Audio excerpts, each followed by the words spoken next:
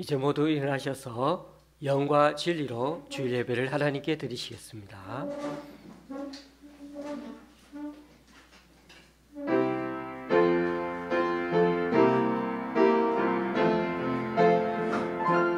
찬양하라 내 영혼아,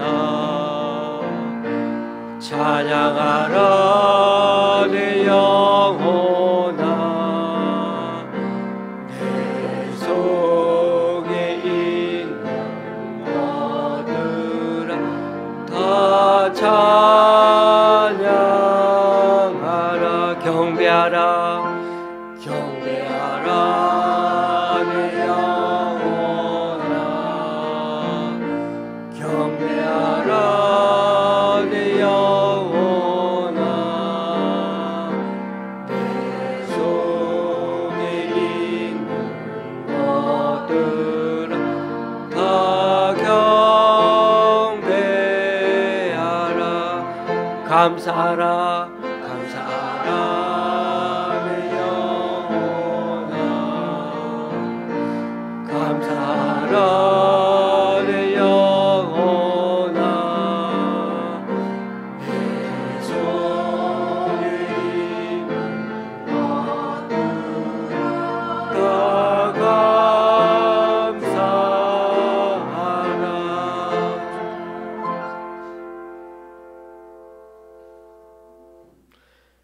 여호와여, 내 마음이 교만하지 아니하고 내 눈이 오만하지 아니하오며, 내가 큰 일과 감당하지 못할 놀라운 일을 하려고 힘쓰지 아니하나이다.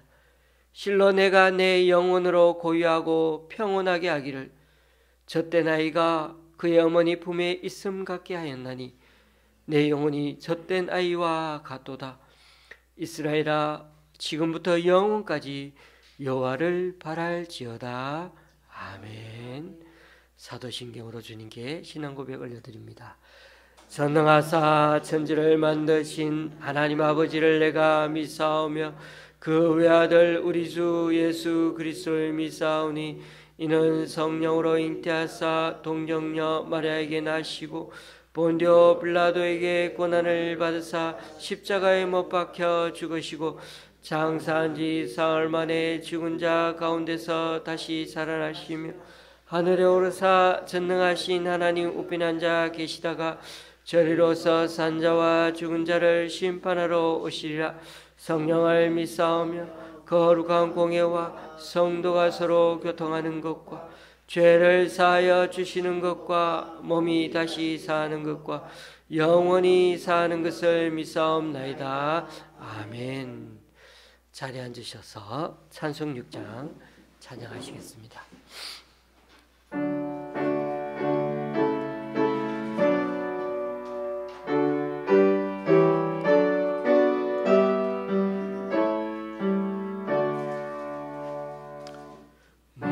목소리 높여서 주 찬양하여라.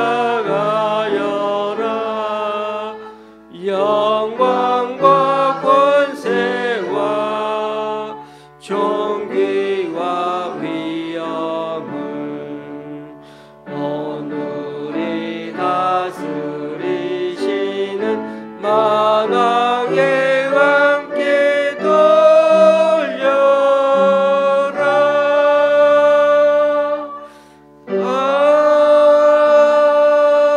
아멘.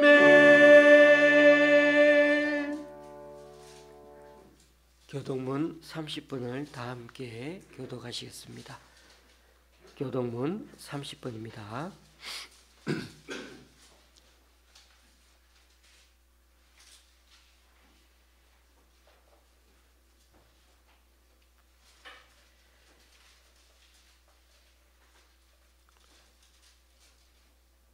하나님은 우리에게 은혜를 베푸사 복을 주시고 그의 얼굴빛을 우리에게 비추사 주의 도를 땅 위에 주의 구원을 모든 나라에게 알리소서.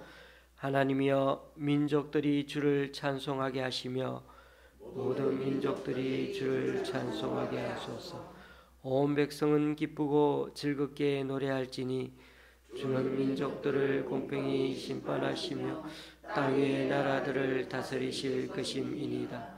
하나님이여, 민족들이 주를 찬송하게 하시며 모든 민족으로 주를 찬송하게 하소서. 땅이 그의 소산을 내어 주었으니 하나님 곧 우리 하나님이 우리에게 복을 주시리로다. 하나님이 우리에게 복을 주시리니 땅의 모든 끝이 하나님을 경외하리로다. 아멘. 찬송가 205장입니다.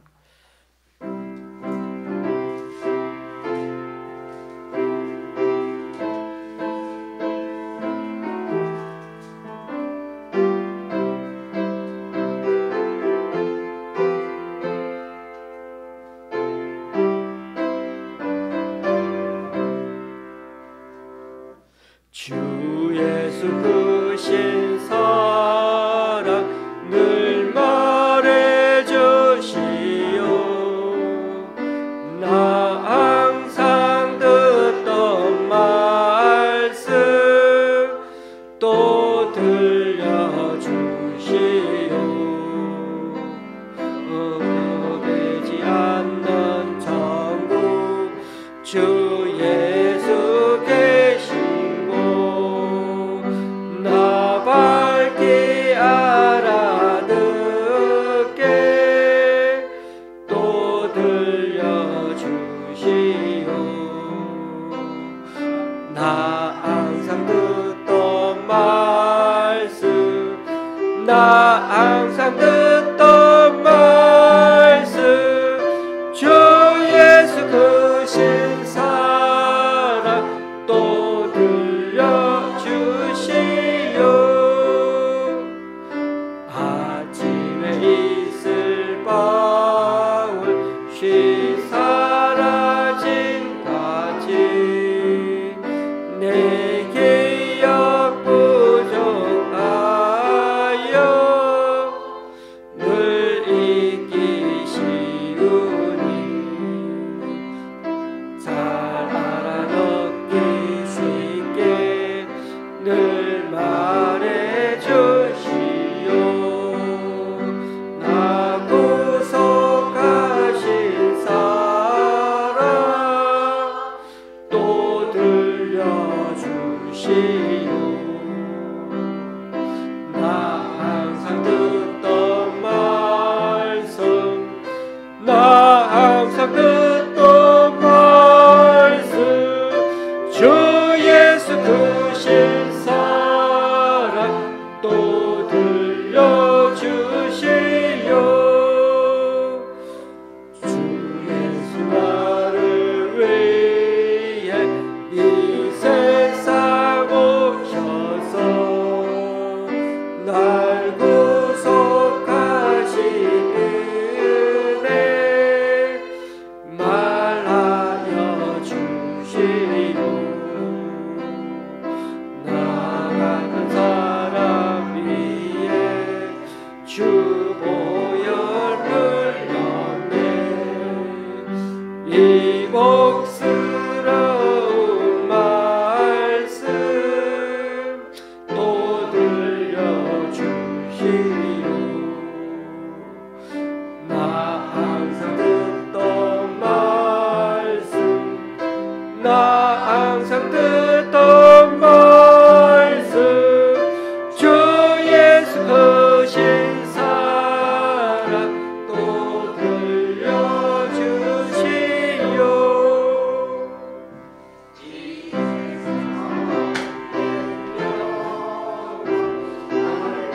기억할 때에 주 예수 크신 사랑 늘 들려주시오.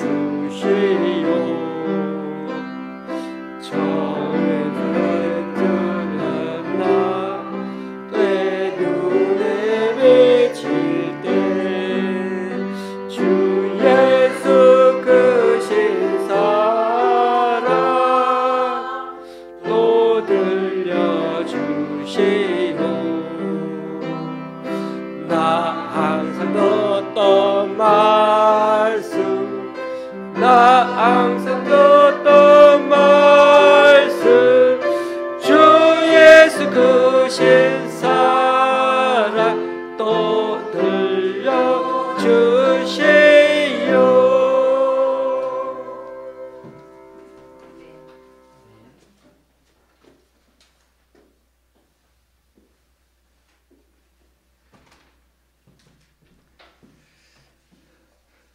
사랑하시는 주님, 은혜와 사랑을 감사합니다.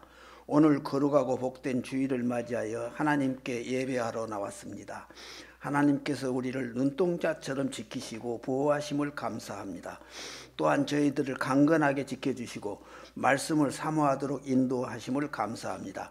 그러나 우리가 날마다 하나님을 가까이 하고 말씀에 순종하는 삶을 살아야 할 터인데 그런 삶을 살지 못한 저희들의 허물을 용서하여 주시옵소서.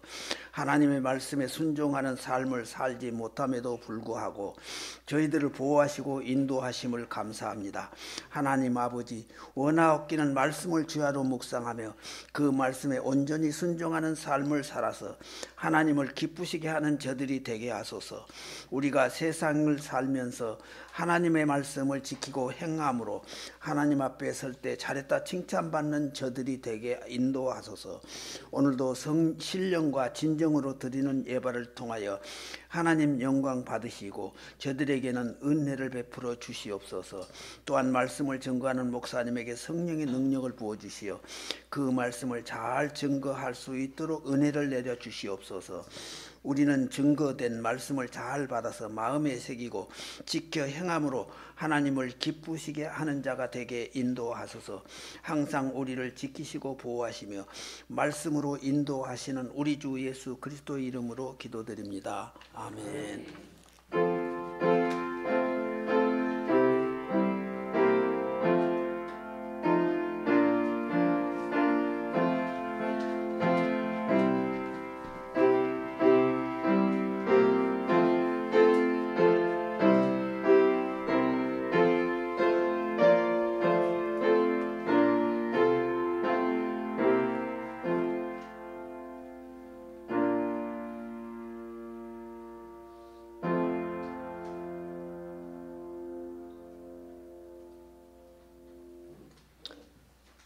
오늘 우리에게 주시는 하나님 말씀은 민수기 17장 1절에서 11절까지입니다.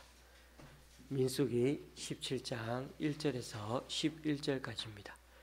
제가 가지고 있는 구약 성경은 223쪽입니다.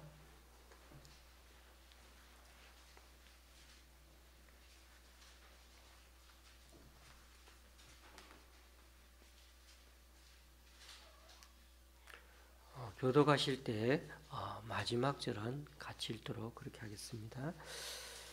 여호와께서 모세에게 말씀하여 이르시되 너는 이스라엘 자손에게 말하여 그들 중에서 각 조상의 가문을 따라 지팡이 하나씩을 취하되 곧 그들의 조상의 가문대로 그 모든 지휘관에게서 지팡이 12를 취하고 그 사람들의 이름을 각각 그 지팡이에 쓰되 레위의 지팡이에는 아론의 이름을 쓰라. 이는 그들의 조상의 가문에 각 수령이 지팡이 하나씩 있어야 할 것임이니라. 그 지팡이를 회막 안에서 내가 너희와 만나는 곳인 증거궤 앞에 두라. 내가 택한 자의 지팡이에는 싹이 나리니 이것으로 이스라엘 자손이 너희에게 대하여 원망하는 말을 내 앞에서 그치게 하리라. 모세가 이스라엘 자손에게 말하되 그들의 지휘관들이 각 지파대로 지팡이 하나씩을 그에게 주었으니 그 지팡이가 모두 12이라. 그 중에 아론의 지팡이가 있었더라. 모세가 그 지팡이들을 증거의 장막 안 여호와 앞에 두었더라. 이튿날 모세가 증거의 장막에 들어가 본즉 레위 집을 위하여 낸 아론의 지팡이에 움이 돋고 순이 나고 꽃이 피어서 살구 열매가 열렸더라. 모세가 그 지팡이 전부를 여호와 앞에서 이스라엘 모든 자손에게로 가져오매 그들이 보고 각각 자기 지팡이를 집어 들었더라. 여호와께서 또 모세에게 이르시되 아론의 지팡이는 증거궤 앞으로 도로 가져다가 거기 간직하여 반역한 자에 대한 표징이 되게 하여 그들로 내게 대한 원망을 그치고 죽지 않게 할지니라. 모세가 곧 그같이 하되 여호와께서 자기에게 명령하신 대로 하였더라. 아멘.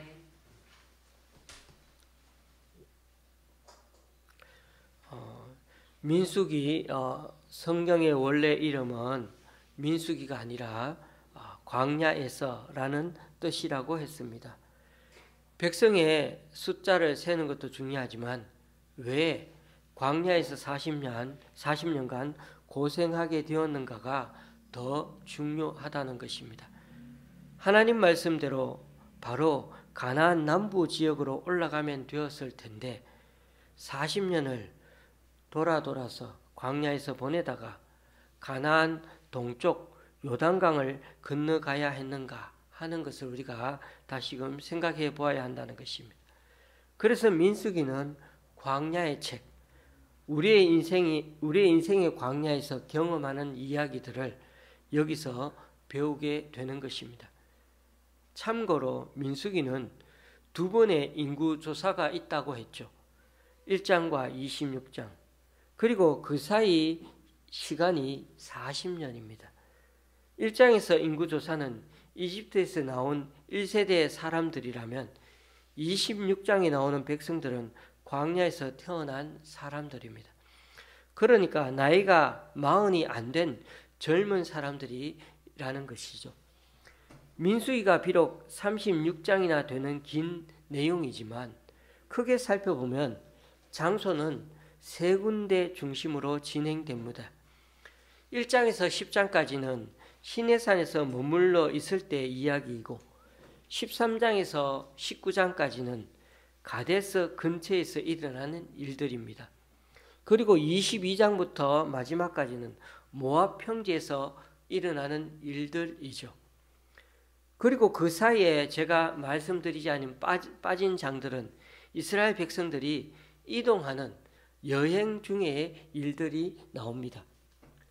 그런데 그 이동할 때 내용은 그렇게 많지가 않습니다. 그러므로 민수기에는 시내산, 가데스 광야, 모압 평지 이렇게 세 가지 장소를 중심으로 사건과 상황들을 설명해 주고 있다는 것입니다. 이 세 군데 위치는 나중에 성경 그림 자료 같은 데서 한번 확인해 보시기 바랍니다. 그러므로 우리는 민수기 말씀을 통해 이스라엘 백성들이 왜 광야에서 40년 세월을 보내고 있는지를 생각해 보는 게 중요하고 그 인생이 결코 실패한 인생이 아니라는 것도 기억할 필요가 있습니다. 이스라엘 백성들은 저렇게 하나님 말씀에 순종하지 않아서 결국 광야에서 고생하다가 인생을 끝냈구나 하는 그런 교훈을 배워야 하는 게 아닙니다.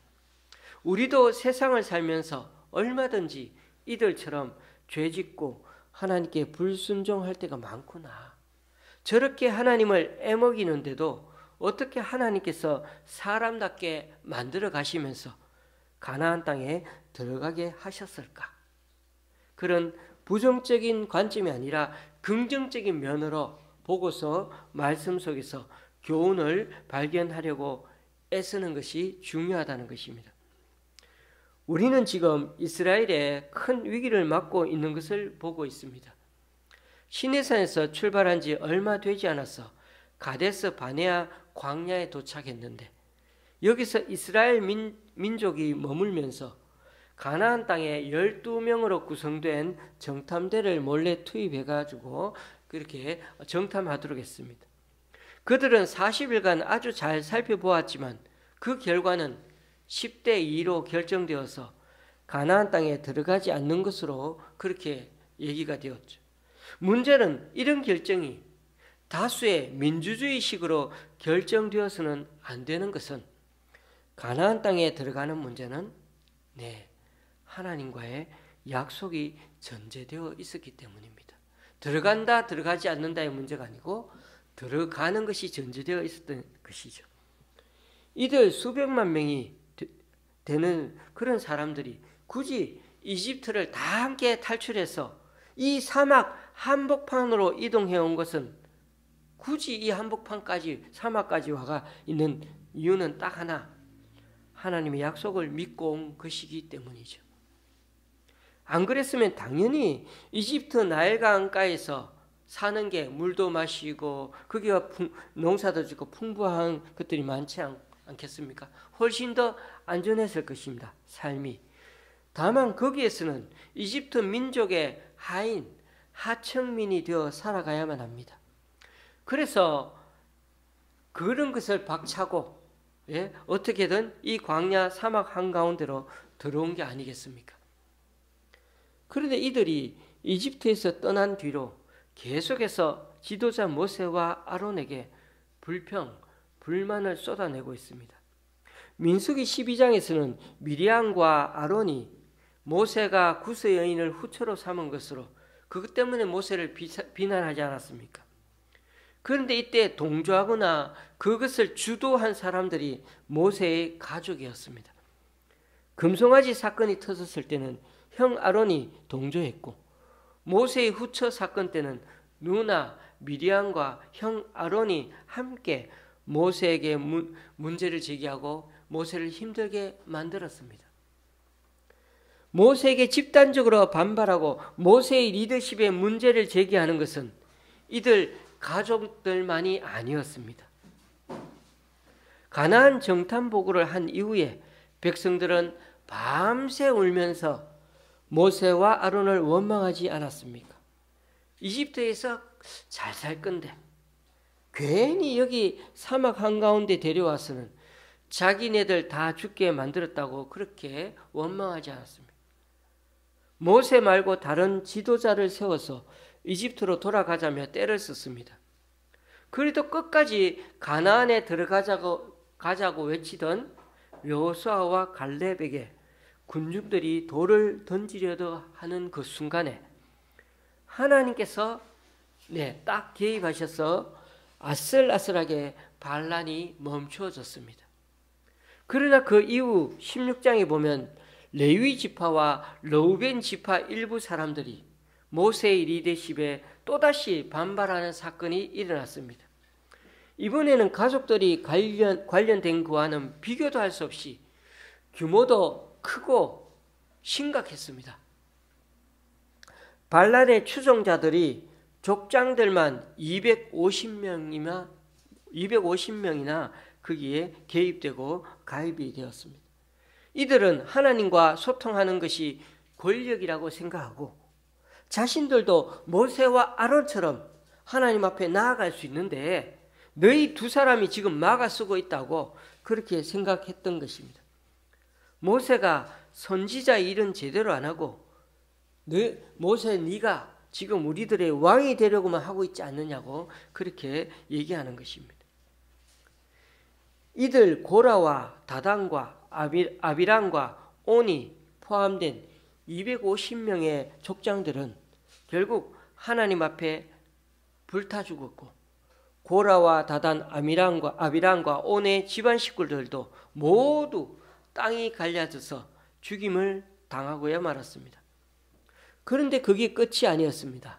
이렇게 모든 게 다 하나님이 심판하셔서 끝난 것 같았는데 그 다음 날에 이스라엘 백성들이 또 모세와 아론을 원망합니다. 너희들이 작당하여 이 많은 족장들을 죽였다며 모세와 아론을 치려고 또 모였습니다. 그게 바로 앞장 16장 42절에 나옵니다. 그래서 하나님이 직접 또 나타나셨으는 모세와 아론을 공격하는 이 백성들을 거꾸로 연병을 일으켜서 집단 감염병이 걸리게 해서는 다 죽이려고 하셨습니다. 다행히 모세와 아론이 급히 하나님께 속죄의 제사를 드리면서 중재자 역할을 하는 바람에 그나마 재앙이 중간에 멈췄습니다. 그때 죽은 사람들이 14,700명입니다. 이처럼 이스라엘 내에서만 해도 모세와 아론에 대한 권위 도전은 계속해서 여러 번 계속되었다는 것을 볼 수가 있습니다. 자, 여기서 여러분은 자연스럽게 이런 의문이 들지 않습니까? 왜 백성들은 모세의 지도력에 이렇게 마음에 들어하지 않았을까요? 아니, 사람들이 모세에 대해 저렇게 반대를 하며 비난을 하는데도 왜 하나님은 자꾸만 모세 편만 들고 백성들에 대해서는 계속해서 짓뭉개는 것처럼 보일까요?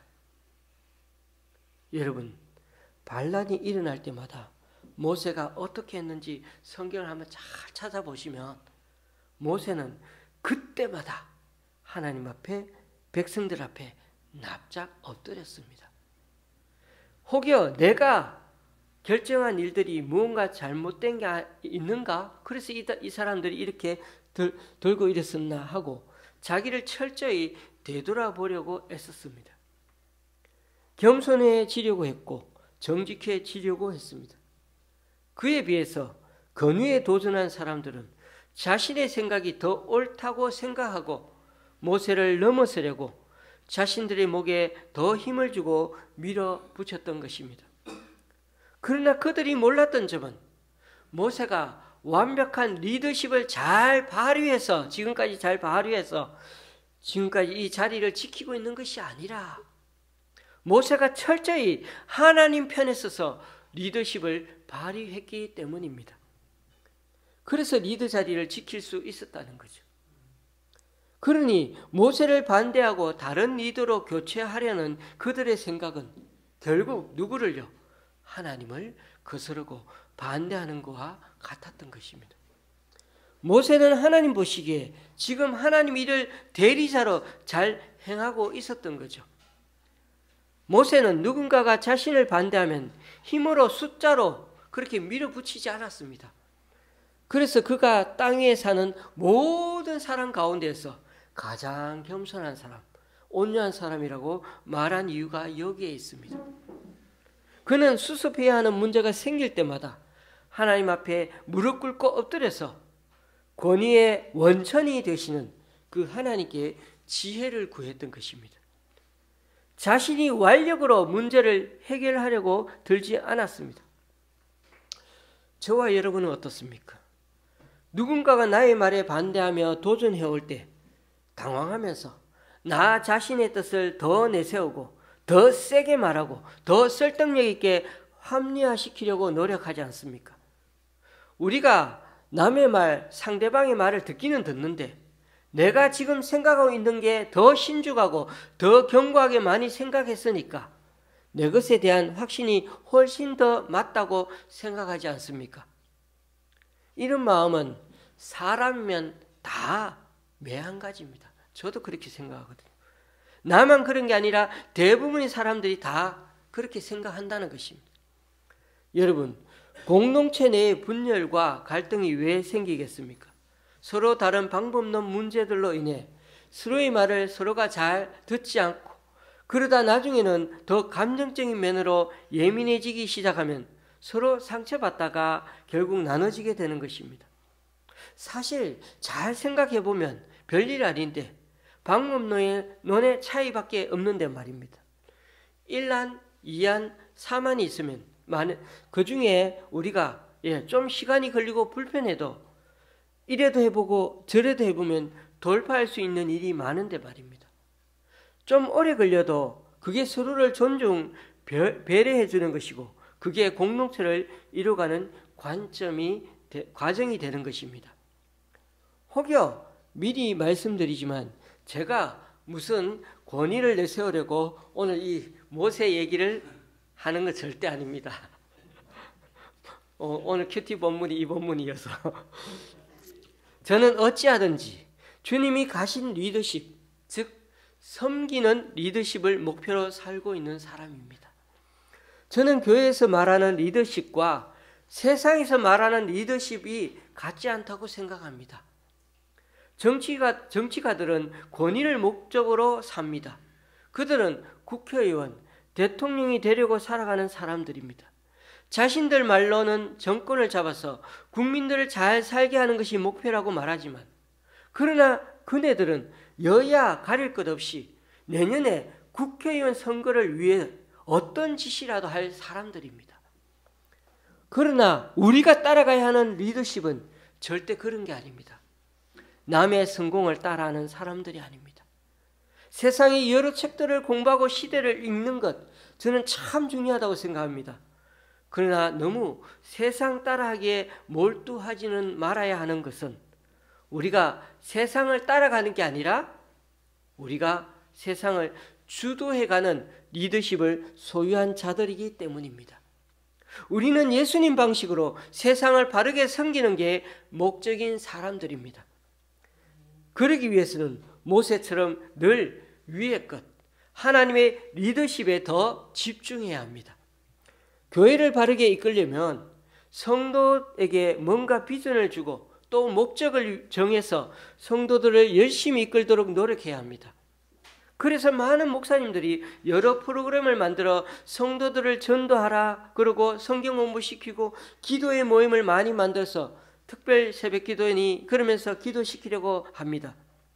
그러나 그런 일들을 할 때마다 그것이 리더 자신의 논리인지 아니면 하나님의 논리인지 늘 항상 겸손하게 점검해 보아야 할 것입니다. 얼마든지 그 리더의 비전이 하나님의 뜻인 것처럼 포장될 수 있기 때문이죠. 모세를 누르고 가장 높은 위치에 오르려고 했던 그 고라와 일당들은 목적이 서다지 않았기 때문에 사탄의 하수인이 되었다가 끝나버린 인생이었습니다. 그러므로 진정한 인생의 목표와 비전은 오직 하나님의 계시에서 나와야 합니다. 왜냐하면 하나님의 약속은 하나님 없이는 성취가 불가능하기 때문이죠. 그래서 이들이 하나님의 약속을 붙잡지 않다 보니 가나안 땅에 들어갈 엄두도 내지 못하고 있는 것입니다. 하나님의 약속은 절대적입니다. 아무리 여건과 환경이 좋아도 내 목표는 실패할 수가 있습니다. 그러나 그 반대로 아무리 환경과 조건이 나빠도 하나님의 약속은 반드시 실현됩니다. 그러므로 영적 리더십은 자기 비전을 만들어서 그것을 따르는 사람들을 모으는 것이 아니라 사람들에게 하나님의 약속을 바르게 전달하고 그 약속을 하나님과 사람이 함께 이루어가는 것이 진정한 영적 리더십입니다. 오늘 말씀으로 다시 돌아와 보면 고라와 그 일당들이 하나님의 심판을 받았는데도 그들의 원망은 가라앉지 않았습니다. 그 다음 날에 또 수많은 사람들이 몰려와서는 어떤 특별한 다른 이유도 안 밝히고는 그냥 모세를 향해 원망을 쏟아내었습니다. 고라와 250명의 무리가 다 죽은 것을 순전히 모세와 아론의 책임으로 보고 원망하고 있지 않습니까? 옛날에는 그랬죠. 농사가 흉년이 들고 나라 전체에 역병이 들면 임금이 덕이 없어서 그런 거라고 말입니다. 그러나 지금은 그때와는 다릅니다. 모세는 이들이 반란을 일으킬 때마다 하나님께 엎드려 이들의 잘못을 자신의 죄처럼 하나님께 간구했던 인물이지 않습니까? 이번에도 그는 하나님의 백성들 다 죽이려고 하나님께서 그렇게 결심하고 계실 때 모세는 다시 엎드렸고 아론에게 신속하게 하나님께 속죄 제사를 드리게 함으로써 하나님의 진노를 중도에 막았을 수가 있었던 것입니다. 그래서 하나님은 이번에는 아예 이들의 원성을 막기 위해서 이스라엘 전체를 대표하여 각 지파마다 지팡이를 하나씩 준비해서 가져오라고 했습니다. 그리고 그 지팡이마다 지파 이름을 적게 했는데 다만 레위 지파에는 레위라 쓰지 않고 아론이라고 적도록 했습니다. 그리고는 그 12개의 지팡이를 법궤 앞에 두게 했습니다. 5절 말씀을 제가 다시 읽어봅니다. 내가 택한 자의 지팡이에는 싹이 나리니 이것으로 이스라엘 자손이 너에게 대하여 원망하는 말을 내 앞에서 그치게 하리라. 어떤 일이 일어날지 다들 모르지만은 다들 이제 지팡이 하나씩 가져오라고 하고 이름을 거기다가 다 지파 이름을 적고 법궤 앞에다가 지팡이들을 다 놔두고 다 이제 퇴장했습니다. 그리고 그 다음날 지성소에 모세만 또 아론만 들어갈 수 있으니까 모세가 지성소에 들어갔더니 아론의 지팡이에만 우미 돋고 순이 나고 꽃도 피고 심지어 살구 열매까지 열렸습니다. 아마 이 지팡이가 살구나무였던 모양이죠. 그러나 생각해 보십시오. 그 지팡이로 만들었으니까 그 나무가 살아있다? 아니죠. 살아있지 않죠. 어떻게 하루 만에 꽃도 피고 열매도 맺힌다는 거? 불가능한 것 그 자체이죠. 더 이상한 것은 지성소 텐트 안에는 햇빛도 하나도 안 드는데 말입니다. 여러분, 지팡이는 권위의 상징입니다. 그리고 12지파들의 지팡이 중에 아론의 지팡이에만 오직 싹이 나고 열매까지 맺었다면 하나님께서 아론과 레위 지파의 권위를 인정하셨다는 말이 되는 것입니다. 이제는 이 문제로 더 이상 헷갈려 하지 말고 왈가왈부하지 말라는 하나님의 뜻이 아니겠습니까? 이처럼 진정한 리더십은 자신의 권력을 유지하기 위해서 사람들을 힘으로 제압하는 것이 아니라 다른 사람을 오히려 살리는 일을 해야 합니다. 저는 이 지도자 지팡이에 싹이 났다는 것을 그런 면으로 이해하고 받아들이고 싶습니다. 무슨 일을 할 때마다 사람이 많으면 꼭 그 다른 생각을 가진 사람들이 나오기 마련입니다. 사람마다 상황에 대한 해석이 다 다르고 대처하는 방법이 다 달라서 그렇습니다. 다들 살아온 배경이 다르니 생각 또한 같을 수가 없는 거죠. 특히 이스라엘 백성들은 사막 한가운데를 지금 지나가고 있습니다. 불평, 불만을 가질 만한 상황과 여건이 너무나 많습니다. 여러분, 집에 화장실이 고장이 나면 어떻게 될까요? 엄청 불편합니다.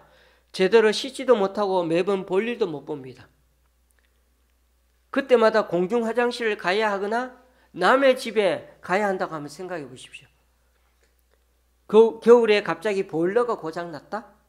추위에 덜덜 떨면서 잠을 자보면 난방시설이 얼마나 고마운 건지를 알게 됩니다. 그러니 광야 한가운데 살아가면 이런 일들이 한두 가지가 아니었겠죠. 물 못 마시고 먹을 것도 없고 춥고 배고프고 목마르고 그러면 안정된 주거 시설도 없고 그러면 결국 지도자를 잡게 됩니다. 이스라엘에서는 이런 모습이 계속 반복되고 있는 중입니다. 우리들 교회 공동체도 다르지 않습니다. 서로가 마음은 그런 게 아니었는데 방법들이 다르다 보면 서로 목소리를 좀 더 크게 내고 또 어떤 사람들은 나이로 막 누르고 또 어떤 사람들은 사회적 지위로 상대방을 이기려고 합니다. 그러나 우리가 속한 교회는 분명히 말씀드리지만 세상 방식으로 해결해서는 안 됩니다. 우리 공동체는 함께 커가야 하는 곳입니다. 지팡이가 죽은 지팡이가 아니라 살리는 지팡이가 되어야 합니다. 우리 교회는 돈을 벌기 위해 조직된 기업이나 회사 같은 것이 아니죠. 우리가 속한 이 교회는 마치 가족과 같은 것입니다. 여기에는 따뜻함이 있고 생명력이 있습니다. 주일에 한번 왔을 때 함께 마시고 함께 인사 나누고 그것이 우리에게는 기쁨인 것입니다. 각기 다른 성장 배경을 갖고 있고 지역 출신들도 다 다르고 심지어 정치적인 견해도 다를 수 있습니다. 그럼에도 우리는 가족과 같기 때문에 서로 이해하고 보듬어 주는 공동체입니다. 가족이 소중한 까닭은 피로 맺어졌기 때문이라기보다는 공동의 기억을 가지고 살아가고 있기 때문입니다.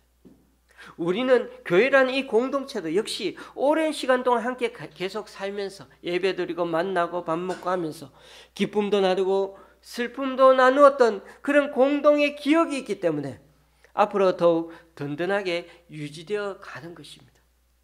이스라엘 백성들이 하나님과 함께 했던 기억을 자꾸만 함께 은혜를 받고 함께 헤쳐나가고 함께 고생했던 그 기억들을 자꾸만 잃어버려 가기 때문에 이런 아우성과 원망이 터져 나오는 것입니다. 이집트에서 지금까지 하나님이 얼마나 약속하신 대로 다 채워주셨는지를 정말 잘 돌아볼 수만 있다면, 역사의식을 가지고 볼 수만 있다면 이스라엘 백성들이 이렇게 행동하지 않았을 것입니다. 그러므로 바른 역사인식이 중요합니다. 지금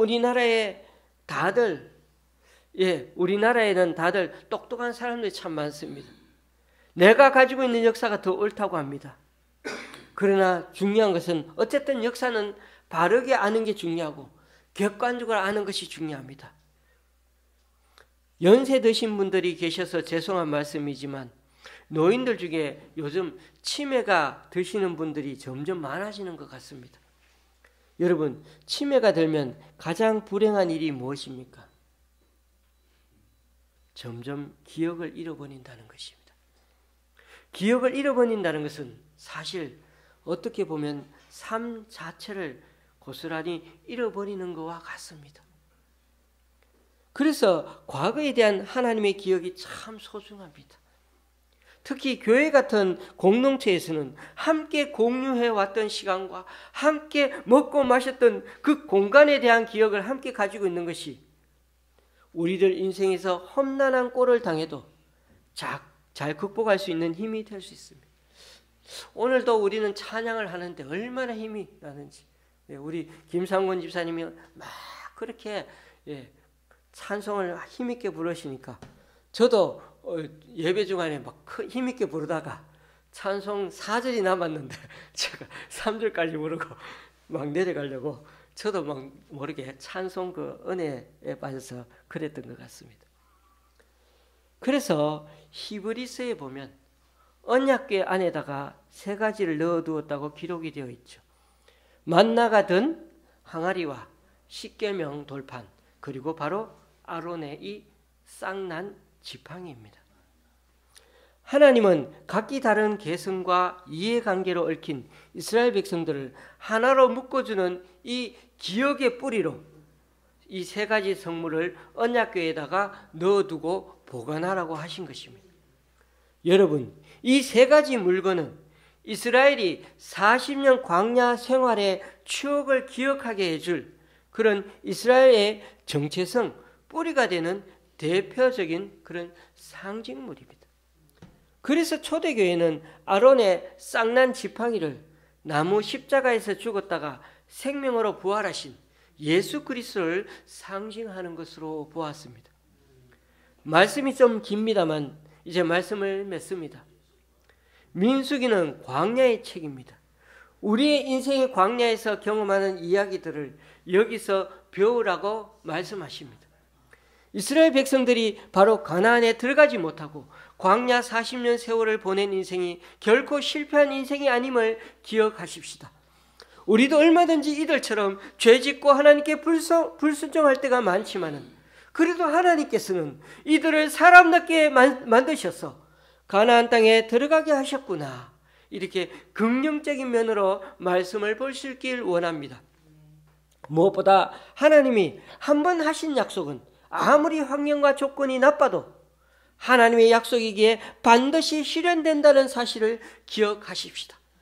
그래서 우리 교회에 두신 그 하나님 뜻이 있기에 저와 여러분이 이 공동체에 몸을 담고 있는 동안에는 세상 방식으로 해결하려 하지 말고, 나이로 밀어붙이지 말고, 사회적 주의를 내세우지 말고, 목소리 크다고 더 세게 말하지 말고, 오히려 죽은 지팡이가 아니라 살리는 지팡이가 되어서 함께 세워가고 함께 배려해가고 함께 커가는 그런 하나님의 공동체가 될 수 있길 바랍니다. 저와 여러분이 한 주간도 우리 예수님의 리더십을 닮아서 우리가 있는 삶의 현장 터전에서 섬기는 리더십으로 다른 사람들을 겸손하게 섬길 수 있기를 주님의 이름으로 간절히 축원합니다. 기도하시겠습니다. 사랑의 하나님, 오늘도 주님 주시는 말씀 소중하게 받들고 세상으로 나아가기 원합니다. 우리가 세상에 끌려가고 따라가는 존재가 아니라, 세상에 파묻히는 자들이 아니라 세상을 리드해가는 영향력 있는 빛이 되고 소금이 되게 하여 주옵소서.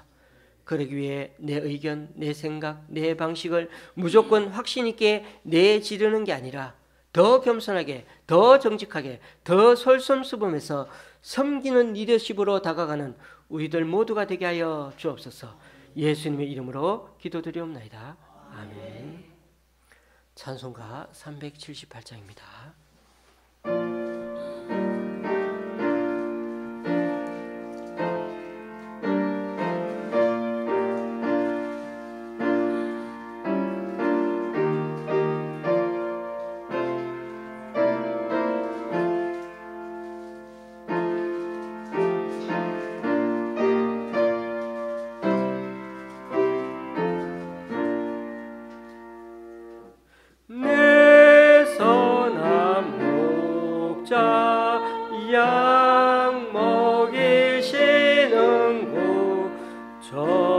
저 광초 동산은 참 편함돼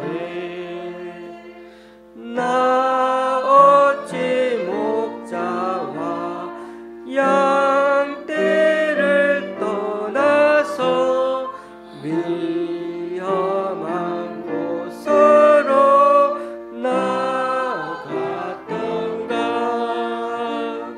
내 선한 목자 길 잃은 주의 양 끝까지 찾으며 부르소서 택하신 모든 자 문 앞에 모여서 다 들어가도록 이끄소서 내 선한 목자 날 인도하시고 주 따라가는 법을 가르쳐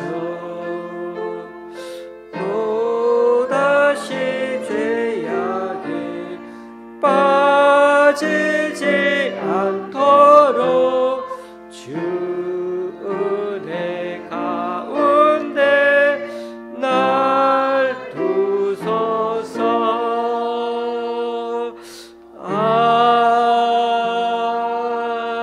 아멘.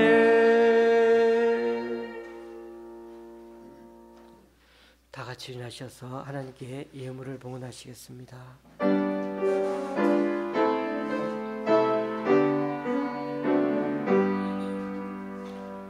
나의 모아드리니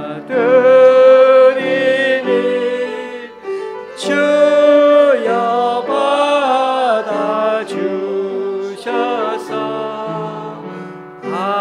하늘나라 위하여 주의 은혜로 삼소서.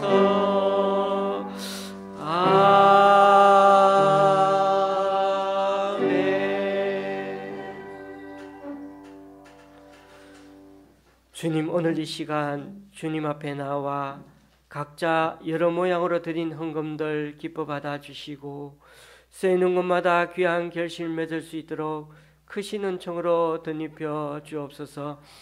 지난주에 우리 교회 성도님 4분의 11조와 12분의 주일 헌금을 주님께 드렸습니다.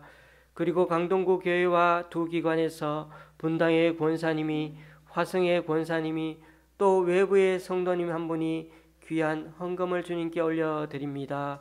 이분들의 헌신과 승김 귀하게 받아주셔서 이분들을 통하여 하나님 나라가 더욱 확장되게 하여 주시옵소서.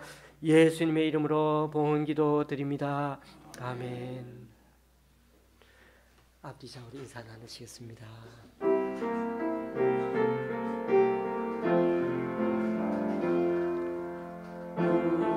우리에게 양하신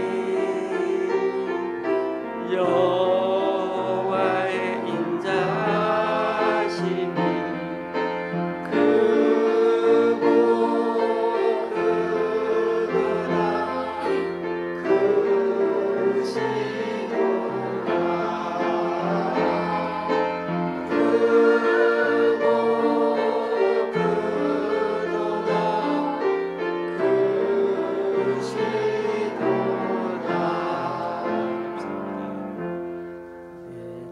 감사합니다. 자리에 앉으셔야 되겠습니다. 요즘 꽃들이 얼마나 화사하고 예쁜 꽃들이 많은지 모르겠습니다. 이 앞에 있는 꽃의 이름이 좀 어려운데 시클라멘이라고 하네요. 저도 잘 모릅니다. 색깔이 이렇게 참 예쁘게 곱게 있어서 너무 좋습니다. 그런데 한쪽은 약간 시들고 있네요. 이 꽃처럼 우리들도 정말 아름다운 생명의 꽃을 늘 피워나가는 그런 한 주가 되고 또 4월달이었으면 참 좋겠습니다. 5월에 가려고 했던 야유회 모임이 잠정적으로 연기해야 될 것 같습니다. 아내와 함께 인터넷 예약을 한다고 나름대로 참 준비 대기해서 딱 그렇게 했는데 이 코로나가 풀려서 그런지 얼마나 사람들이 대기하는 사람들이 많은지 순식간에 저희가 딱 컴퓨터 다 켜놓고 2대 돼가지고 했는데 예약을 못했습니다. 계획한 대로 되지 않아서 좀 유감스럽게 생각하는데 예약이 참 중요한데 그렇습니다. 식사 자리를 지난주에 새롭게 해보았는데요. 아무래도 자리가 좀 좁아서 쉽지 않는 것 같습니다. 그래서 이전처럼 세 군데로 나눠서 다시 식사할 테니까 좀 양해해 주시고, 그렇다고 우리가 나눠서 먹는다고 마음도 나눠지는 건 절대 아니죠. 그러니까 서로 얼굴 보면서 서로 인사 나누고 그렇게 없어지면 좋겠습니다. 오늘 또 어제 또 저희가 집사람하고 여기 옆에 의자 옆에 이렇게 뭐 걸릴까 그래서 다 이제 드라이브로 분해해서 빼버렸습니다. 혹시나 다칠까 해서. 앞으로 좀 저희가 계속해서 교회를 조금 더 바꾸면은 또 언젠가는 또 이렇게 함께 식사도 하고 하지 않을까 생각이 됩니다. 예배 후에 함께 식사 세팅할 때 도와주시면 감사하겠습니다. 늘 건강하게 한 주간도 그렇게 생활하시기 바랍니다. 찬송가 53장입니다.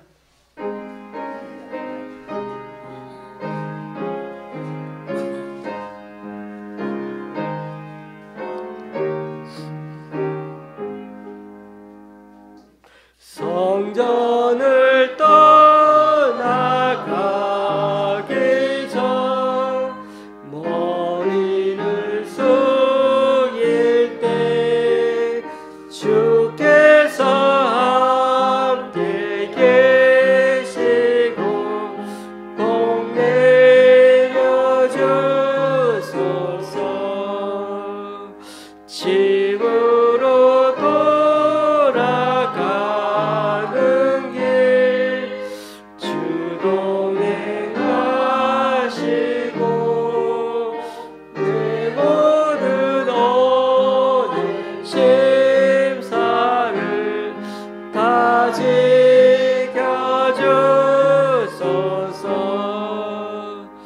거룩한 날이 다가고 저녁이 되도록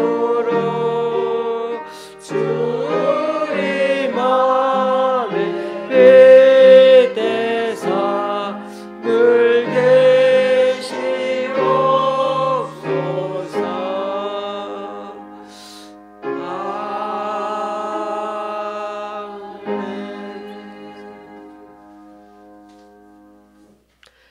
우리 주 예수 그리스도의 은혜와 하나님 아버지의 크신 사랑과 성령님의 교통 교제케 하심이 공동체의 하나됨과 일치를 위해 죽은 지팡이에 우미 돋고 싹이 나게 하시고 심지어 꽃이 피고 열매도 맺게 하신 것처럼 우리 또한 이 공동체가 세상 방식대로 살지 않고 서로 배려하고 서로 존중하고 서로 세워감으로 생명을 살리는 리더십, 섬기는 리더십으로 함께 커가는 공동체가 되고자 애쓰기 원하는 여기 모인 우리 조원시학교의 성도님들과 그 가정에 이 시간 함께 예배하러 오신 모든 분 위에 또 각자 이를 사정으로 교회에 나오지 못하는 성도님 위에 이제부터 영원히 함께 하시기를 간절히 축원하옵나이다. 아멘.